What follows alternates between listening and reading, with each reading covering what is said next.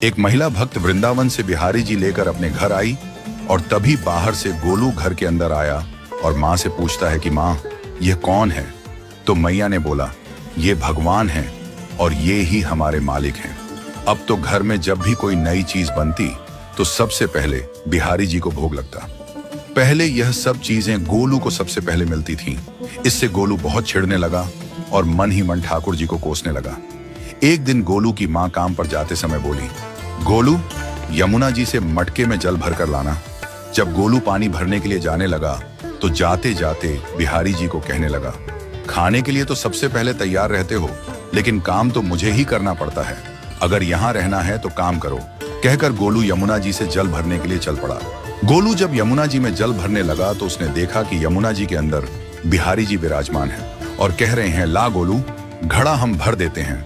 गोलू उनको देखकर हैरान हो गया और बोला, नहीं नहीं, मैं अपने आप भर लूंगा। लेकिन ठाकुर जी ने उसके हाथ से घड़ा ले लिया और भर कर घर ले आए। गोलू घर आकर डर रहा था कि अगर माँ को पता लगा कि मैंने ठाकुर जी से काम करवाया है तो आज मेरी पक्की पिटाई होगी।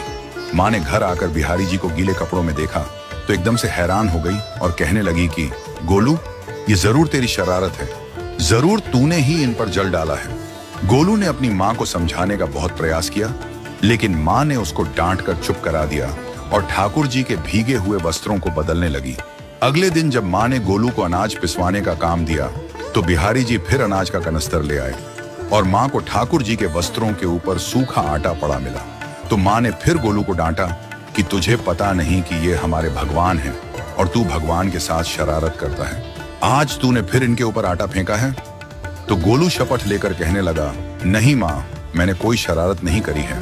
ये तो मेरे हाथ से गेहूं का कनस्तर लेकर खुद पिसवा कर आए हैं। गोलू की माँ आज बहुत गुस्सा हुई। अगले दिन फिर माँ बोली, बेटा गोलू, आज तुम्हारे बाबा बाहर गांव से वापस लौट आएंगे। बस आज का ही काम है, तुम जंगल से थोड़ी लकड़ियां ले आना। गोलू फिर डर गया, कहीं ठाकुर जी फिर मेरे पीछे ना आ जाएं। गोलू ने माँ को बोला कि मैं चला तो जाऊंगा, लेकिन बिहारी जी को समझा लो, वो मेरे पीछे ना आई। उसकी माँ हंसकर बोली, हाँ हाँ समझा दूंगी, तुम जाओ तो सही। गोलू जल्दी जल्दी लकड़ियां लेने जंगल में चला गया और माँ काम पर चली गई। लेकिन उस दिन माँ काम से जल्दी वापस आ गई और देखा बिहारी जी अपनी चौकी पर विराजमान नहीं है। वह तो एकदम से घबरा गई कि कहीं गोलू की शरारत तो नहीं। वह भागी भागी जंगल की तरफ गई। तभी उसने देखा कि गोलू के साथ एक इंसान लकड़ियों को लेकर घर आ रहा है। गोलू की माँ यह देखकर हैरान हो गई कि यह तो बिहारी जी हैं। ये क्या हमारे भगवान हमारा काम कर रहे हैं? इसका अर्थ गोलू ठीक कह रहा था।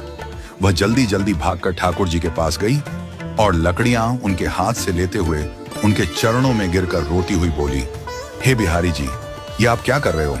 मुंह गरीब का काम क्यों कर रहे हो? ठाकुर जी मुस्कुराते हुए बोले, हमें तो तेरे बेटे पर बहुत प्यार आता है। सब लोग हमें भगवान समझते हैं, लेकिन एक तेरा बेटा ही था जो हमको अपना मानता था। अपना मानकर वो हमें डांट भी देता था, हमारे साथ गुस्सा भी करता था, और जो हमें एक बार अपना मान लेता है तो हम उसके मान के लिए उसके ही हो जाते हैं।